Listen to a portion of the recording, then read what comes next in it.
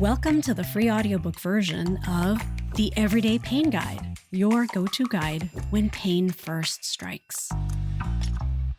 Hi, I'm Dr. Ya-Ling Liu, and the podcast is taking a little detour to make my new book available in an audio-friendly version for everyone out there. Each episode will feature a bite-sized snippet from the book, and together we'll work our way through as much of it as is possible in this format. What's exciting about this is that I'm reading parts of the book to you before it's even available on the shelves. Plus, unlike with a traditional audiobook, you can engage with the content and chat with me about what you hear. You get to ask questions and tell me what you think as each episode rolls out. So sit back and relax as I bring you today's installment of the second book in the Everyday Pain Guide series, Fix the Fire Damage.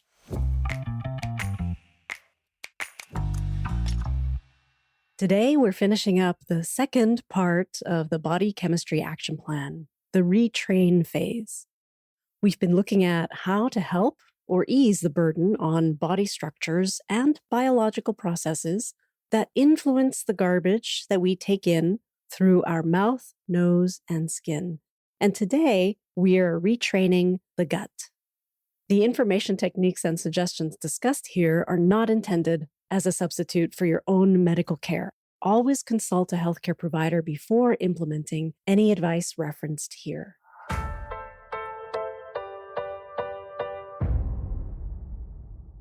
How to retrain your gut.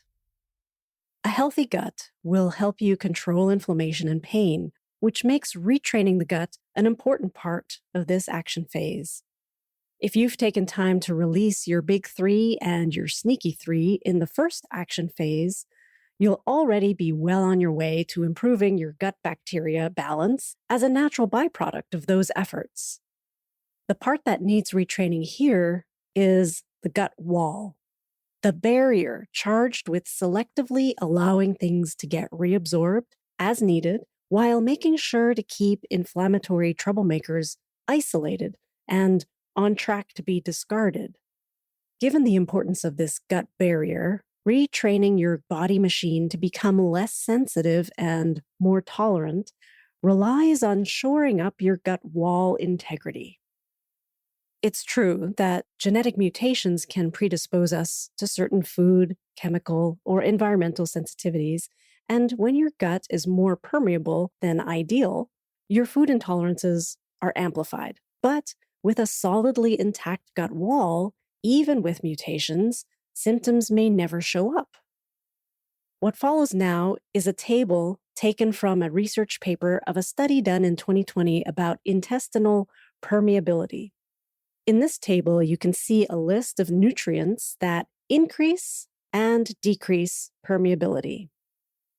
In keeping with this research, you can decrease or stop your intake of these following nutrients for a better functioning, less permeable gut wall.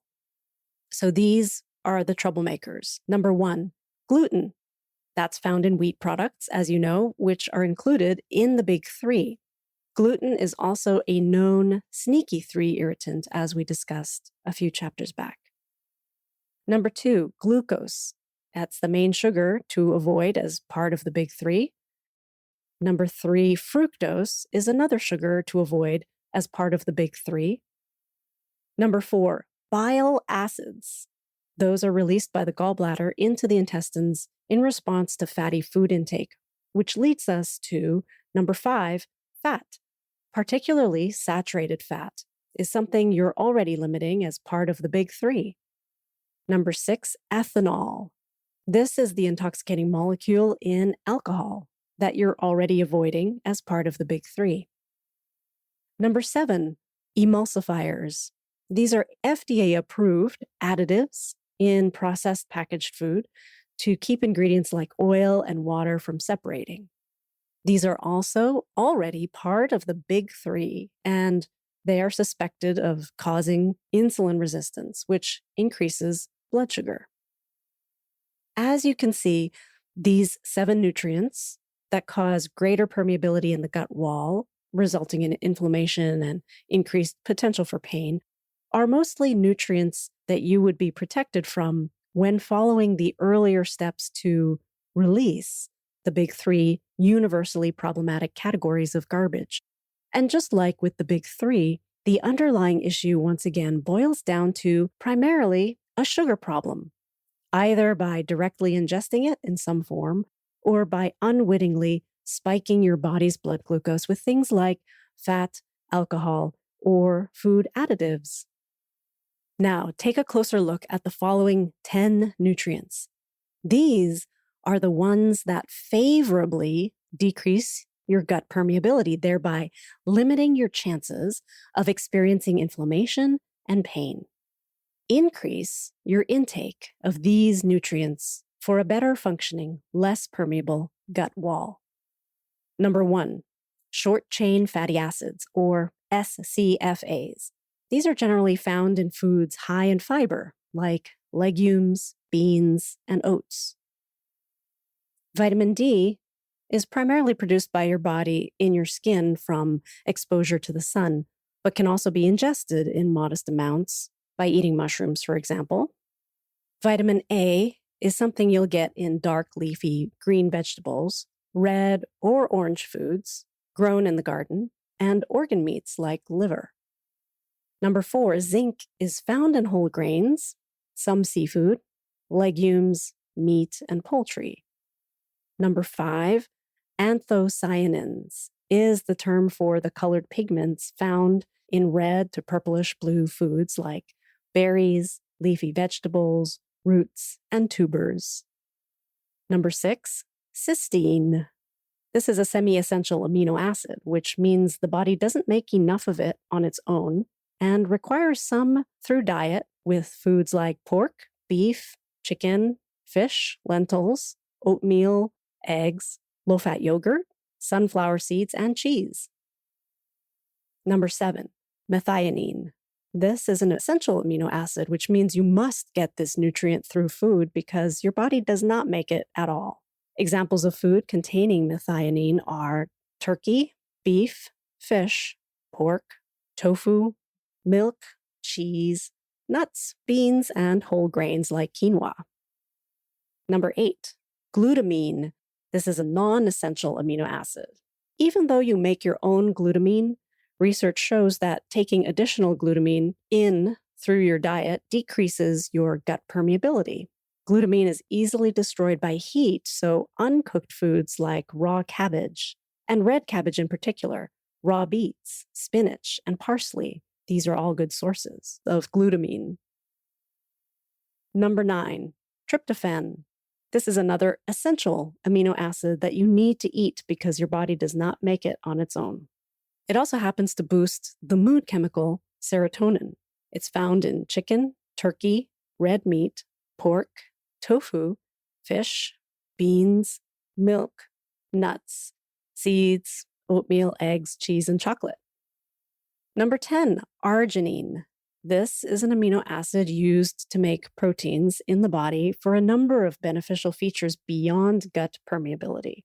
This one is technically non-essential, and when functioning optimally, your body can make plenty of its own. There's no harm in adding arginine through food, though, and you'll find it in things like nuts and seeds, meat products, legumes, and seaweed. As an aside, to bring your retrain phase full circle, something called epithelial growth factor is found in your saliva, and it helps to repair the gut lining. Therefore, if you pay attention to the very first retrain step and support your chewing, which allows for more saliva production, you will also be caring for your gut lining.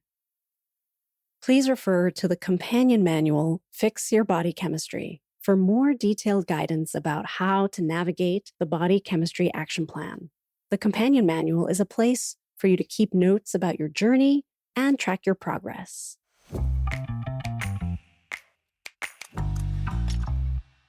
That completes the retrain phase of action in the Body Chemistry Action Plan from Volume 2 of the Everyday Pain Guide series, Fix the Fire Damage. Please come share your thoughts, questions, and experiences. By doing so, you can help others in the Better Pain Coping community over on Substack. If you haven't already, use the free link in the show notes. Please do so, and feel free to chime in over there. It's where you can access some of the bonus book material, plus you can see some of my videos where I weigh in on all sorts of things related and random. I look forward to seeing you over there. In the next episode, we start with the next action phase, reinforce. We'll find out how to reinforce our body chemistry against pain and inflammation by ensuring that all of our hard work from the changes we've made in both release and retrain phases don't go to waste. See you then.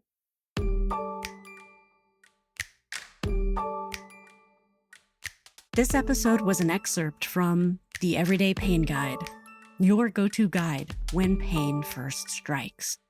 Written and narrated by me, Dr. Ya-Ling Liu, with audio editing and production provided by Organized Sound Productions. Do you have questions or comments about today's episode? You can shoot me an email anytime at hello@stopeverydaypain.com. That's HELLO@stopeverydaypain.com. If you have friends or family members who you know are struggling with persistent, recurring aches and pains, tell them to check out the podcast while they're waiting for the book. To help me get this information to as many people who need it as possible, please consider leaving an honest review, but I'd also be super grateful for a simple like, follow, or share. Thank you for helping me put a stop to everyday pain.